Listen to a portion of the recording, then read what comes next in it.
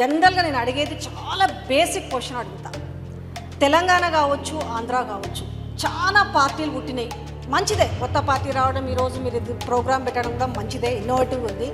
కాకపోతే చిరంజీవి, పవన్ కళ్యాణ్, తర్వాత మాజీ సీఎం, ఇట్లా ఎంతోమంది పార్టీలు పెట్టిరు. ఏదో ఒక సందర్భంలో ఏదో ఒక పార్టీలో విలీనం చేస్తున్నారు. చాలామంది సిద్ధాంతాలతోటే వస్తారు. కాకపోతే ఎలక్షన్స్ తర్వాత ఉండవు, కనుమరుగైతాయి. ఏం చెప్తారు మీరు దీనికి? డైరెక్ట్గా అడగచ్చు కదా, మీరు విలీనం చేస్తారా రేపు అని. అంటే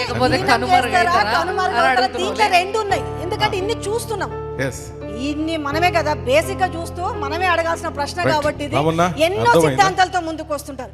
ఇప్పుడు ఇంక్లూడింగ్ జేడీ కూడా పార్టీ పెట్టారు. అంటే కొంత స్టేచర్ ఉండి డబ్బుండి ఇన్నున్నా కూడా నడపలేకపోయారు.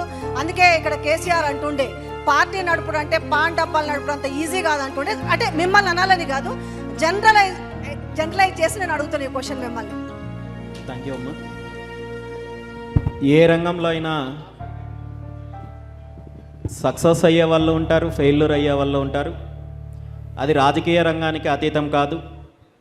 రాజకీయంగా సక్సెస్ అవ్వాలి, ప్రజలకు సేవ చేయాలని చాలామంది ముందుకు రావచ్చు, చాలా పార్టీలు రావచ్చు. అందులో కొన్ని పార్టీలు ప్రజల మన్ననలు పొంది విజయవంతం అవ్వచ్చు, కొన్ని పార్టీలు ఫెయిల్యూర్ అవ్వచ్చు, లేదా వాళ్లకు చిత్తశుద్ధి లేకపోవడం వల్ల లేదా వేరే వేరే కారణాల వల్ల ఇంకొక పార్టీల్లో విలీనం అవ్వచ్చు. ఏ ఒక్క పార్టీని నేను ప్రత్యేకంగా మెన్షన్ చేయదలుచుకోలేదు. బట్ భారత చైతన్య యువజన పార్టీ ఒక ఆశయంతో వచ్చాము, ఒక లక్ష్యంతో వచ్చాము, ఒక సిద్ధాంతంతో వచ్చాము. ఆంధ్రప్రదేశ్ రాష్ట్ర రాజకీయాల్లో ఒక ప్రత్యామ్నాయ రాజకీయ వ్యవస్థ కావాలి, ప్రజా రాజకీయం కావాలి, ఈ కుటుంబ పార్టీలు, ఈ దోపిడీ పార్టీలకు అంతం పలకాలి అనే ఆశయంతో భారత చైతన్య యువజన పార్టీ ఆవిర్భావం జరిగింది.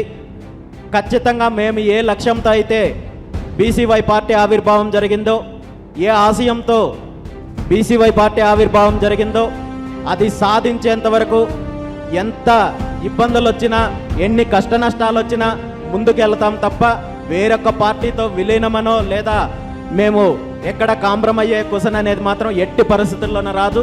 మీరు ఇది 100% మీరు రాసి పెట్టుకోవచ్చు. అద్భుతంగా చెప్పారు.